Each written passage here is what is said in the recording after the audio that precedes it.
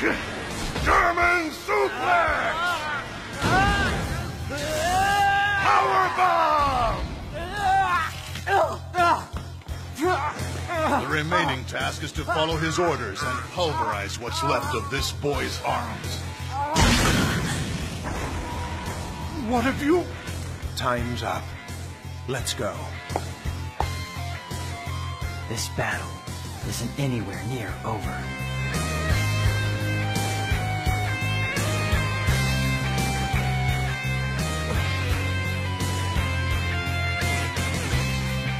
That's him.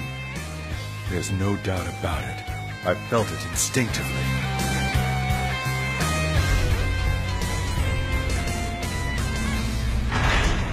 That's the head of the Executive Council.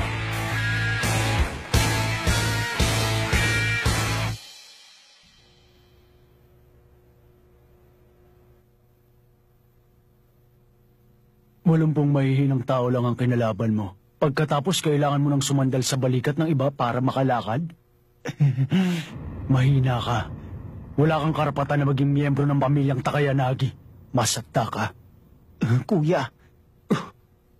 Magkapatid sila? Tumabi ka.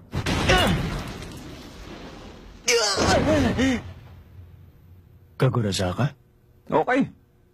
Sigurado ka bang payag ka ng puruan ko siya? Bahala ka.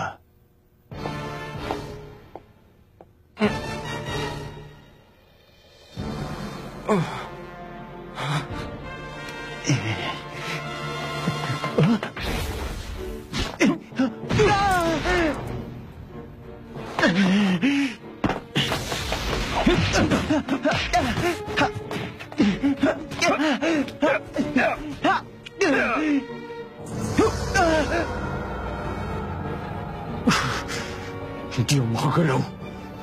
Hindi ko magalaw ang mga kamay at hita ko.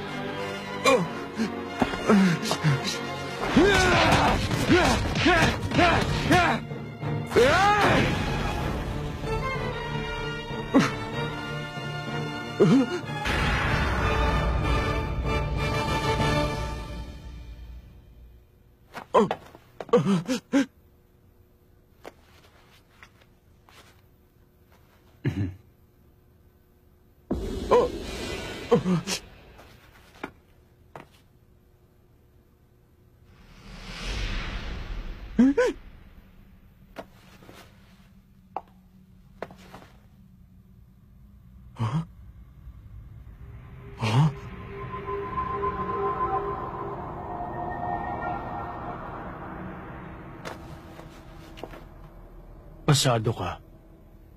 Bob Makihara. Malakas nga ang potensyal mo. Pero naaawa ako sa'yo. Kung ako ang tatanungin, para kang isang espada. Pero ang kulang lang ay isang maghahasa sa'yo para tumalas ka. Mababaliwala ka lang. Sumama ka na lang sa'kin.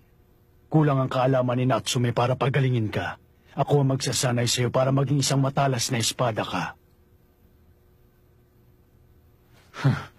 Wala akong naiintindihan sa mga sinasabi mo. Bakit? Sino ka ba?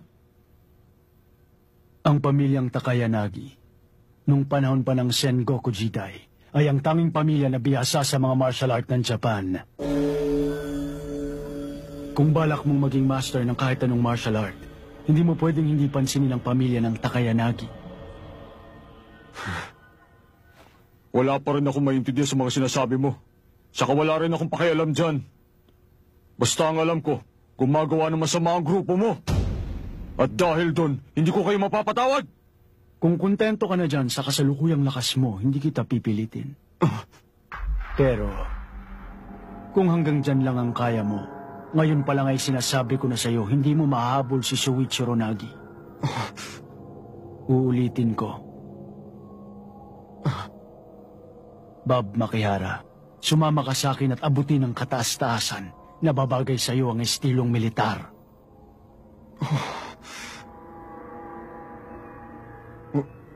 Paano kung...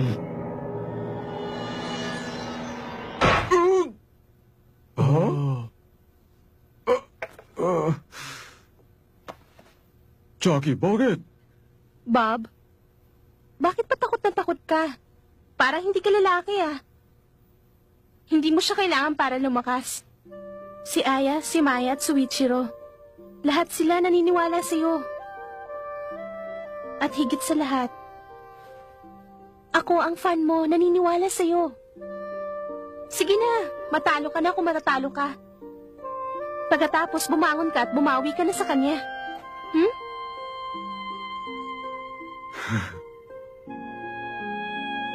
Oh?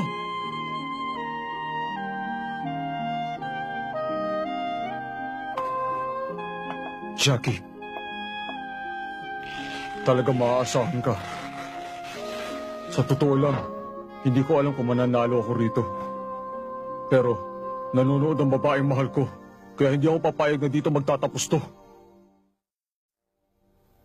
Kagurasaka. Alam mo, naiintindihan ko kayo. Alam kong nararamdaman nyo habang nanonood kayo. Takot kayo. Natatakot kayo dahil kahit anong gawin nyo, hindi nyo kami matalo-talo.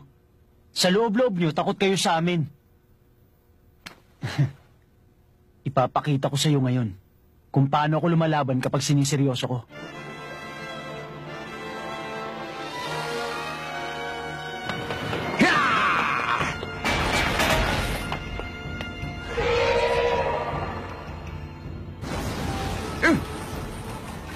Bakit?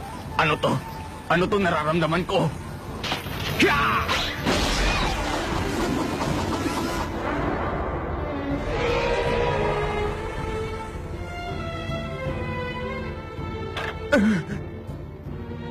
Bakit ganito? Bumagsak lang siya. Naging ibang babae na to kaharap ko.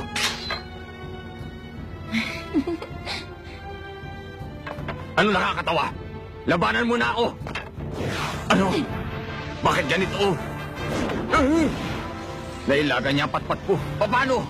At nakalapit siya sa akin.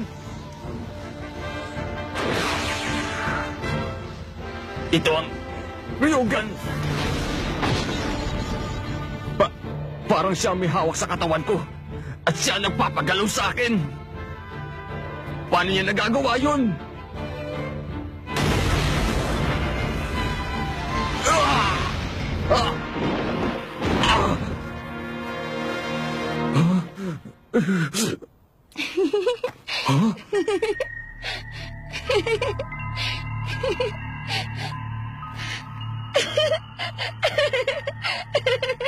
Bakit? Bakit siya tumatawa? Natatawa ba siya dahil napabagsak niya ako? Dahil natalo niya ako? O dahil natutuwa siya sa pambihira niya lakas? Wala sa hitsura ng babaeng itong pambihira lakas niya. Natatawa lang siya na parang baliwala lang. Napaka-inosente niya kung tumawa. Bakit ganito? Parang... Si Aya ay bata pa. Ha? Ikaw naman, alam ko naman yun eh. Okay lang sana kung ganon. Kaso siya ang may hawak ng Ryugan. Kaya niyang alamin ang lahat tungkol sa kalaban niya. Lupa, tubig, ginto, kahoy, apoy. Kumbaga, makikita niya ang lahat ng bagay na may enerhiya. Nakikita niya ang hinaharap, pati na ang nakaraan ng kalaban niya. Sa palagay ko nga, nakita niya rin yung halikan nating dalawa. Ayan, nandito na tayo. Kapag dumaan ka sa pintong yan, nakikita mo siya. Okay. Bata. Ha? Mag-iingat ka. Hindi biro ang nangyayari doon. Ito na siguro ang pinakamahirap na laban para kay Aya. At hindi ko siya matutulungan. Bakit? Ganun ba talaga kalakas ang kalaban niya si Tagami? Isa siya sa 10 pinakamalakas na tao sa eskwelahan. Pero huwag kang magkakamali. Hindi si Tagami ang nilalabanan ni Aya ngayon. Ang kalaban niya ay ang kapangyarihan ng Ryugan. Hindi kasi madaling kontrolin ng kapangyarihan yon. Pero hindi lang ang Ryugan ang ganon. Mahirap kontrolin ng martial arts. Lahat ng pagpapahalaga pati na ang konsensya ay mawawala kapag hindi mo yun nakontrol. Ang matitira lang sa'yo ay ang sinasaloob mo. Kaya parang nilalabanan mo ang sarili mo. Kaya hindi niya kakayanin yun. Kakailanganin niya ng tao na susuporta sa kanya.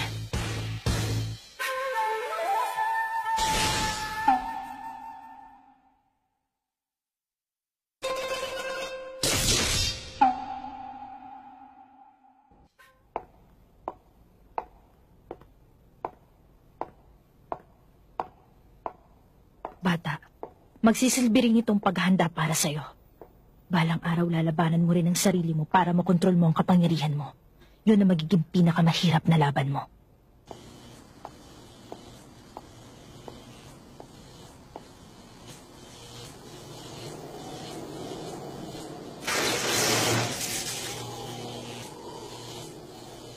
Soichiro? Ah?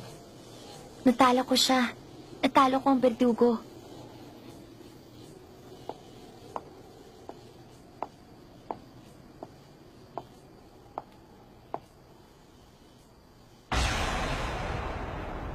Okay lang. Hindi ko siya tinapos. Sana. Berdugo nga siya pero mahina naman siya. Halos hindi na siya gumagalaw nung lumalaban kami. Nabasa ko lahat ng atake niya. Pero, hindi ko akalain na napakasaya palang lumaban. Napakasarap pala kapag pinahirapan mo ang kalaban mo.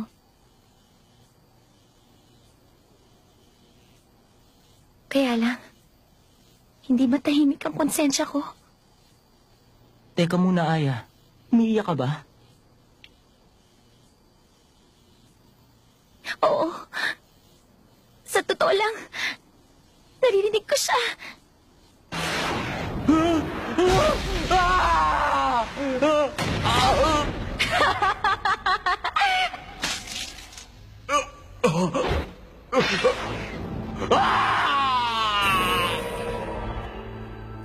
Yun ang totoo. Narinig kong sigaw niya. Parang awa mo na. Parang awa mo na. Paulit-ulit. Pero hindi ko pa rin siya tinigilan. Basta hindi ako tumigil sa ka-atake sa kanya. Hindi. Tinuloy ko pa rin kahit nananalo na ako sa laban. Basta, hindi ko siya tinigilan. Parang nagtatalo yung parte ko na kontrolado ko at yung parte na kontrolado ng Ryugan. Ang kaso, yung parte na kontrolado ng Ryugan ang nangingibabaw at sinunod ng katawan ko. Parang tinukso ako ng kasamaan. Sundin mo ako. Sundin mo ako at mapapasayo ang mundo. Apak-apakan mo ang kalaban mo na para siyang isang ipis. Tapusin mo siya. Tapusin mo siya. Pagkatapos nun, Pagkatapos, paano na yan? Hindi kaya nakapatay ako ng kalaban ko. Hindi ko talaga sinadyang gawin yon. Ang inisip ko lang, gusto kita makasama. Yun lang.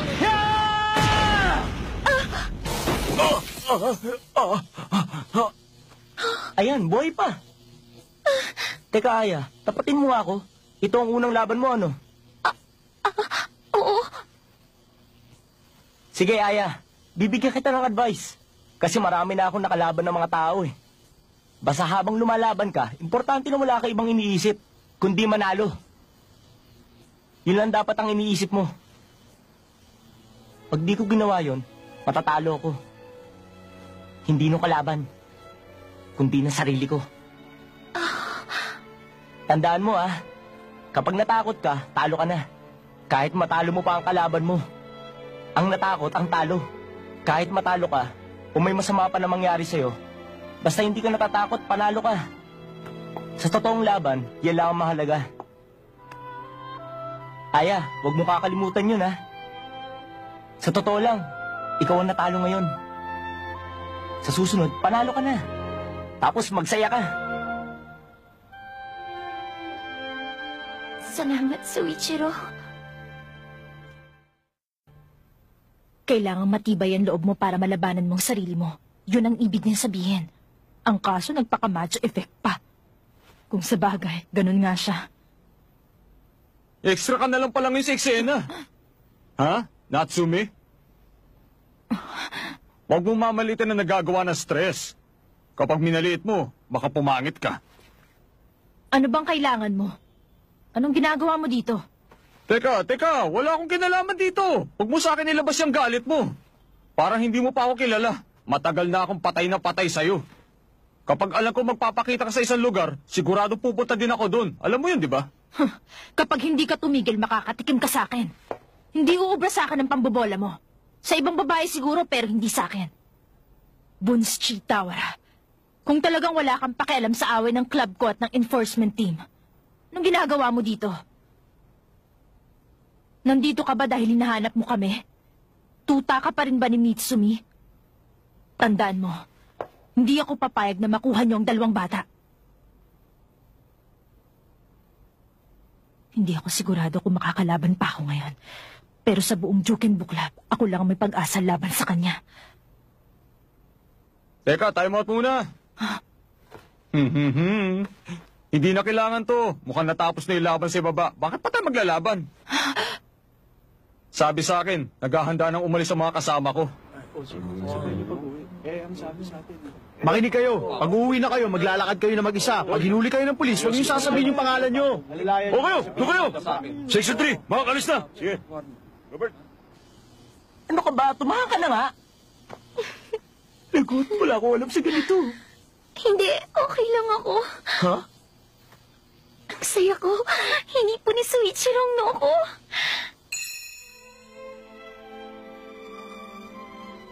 Naramdaman ko ang kamay ni Suichiro sa balat ko at ginawa niya yun ng kusa. Pasensya ka na sa akin, Suichiro. Hindi ako naiiyak. Okay na ako.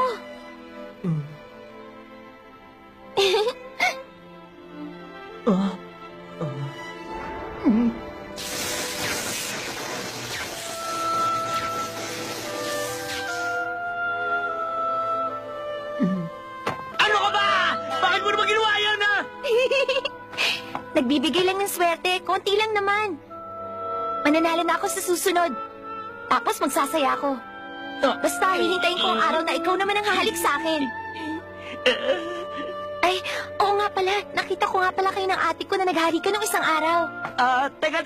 Wala yun. Wala kahulugan yun, no? Baka pwedeng bumaba na tayo. Okay lang? Aya, bata. Halina kayo, nag-aalala na ako. Si Babata Kayanagi andun pa. Tara na. Oo.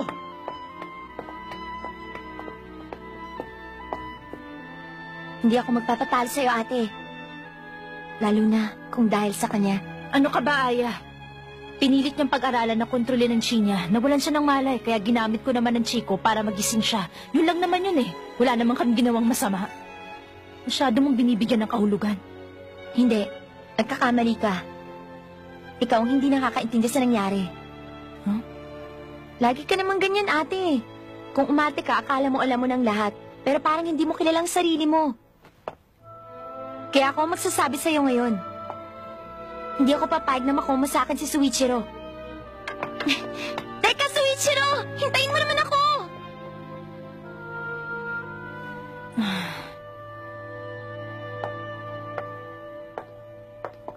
Kamukhang kamukha mo pala siya eh. Kamukha mo yung kapatid mo nung bata ka pa. Kung ako ang masusunod, ayaw ko maging katulad ko ang kapatid ko. Pero para mangyari yon, kailangan matapos sa ating henerasyon ng away na to. Oh, ano nang gagawin mo ngayon? Gusto mong lumaban? Pas muna ako. Kawawa ka naman eh.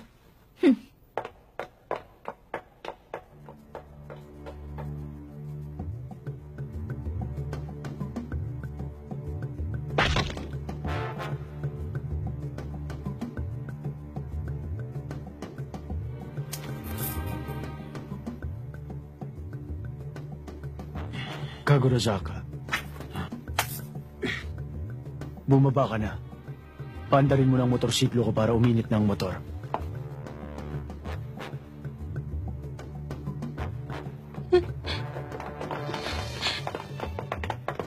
Bababa ako sa loob ng 3 minuto.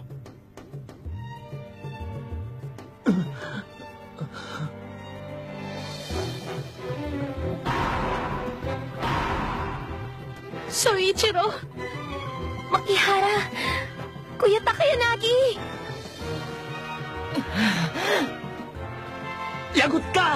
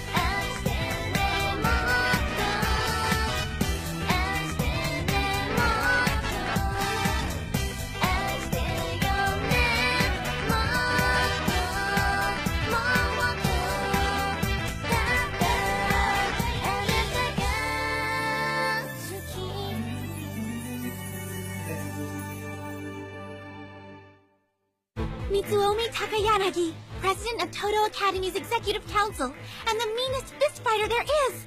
And he's attacking my Soichiro-sama! Next episode of Tenjo Tenge, Enforcement. I can't hold it anymore!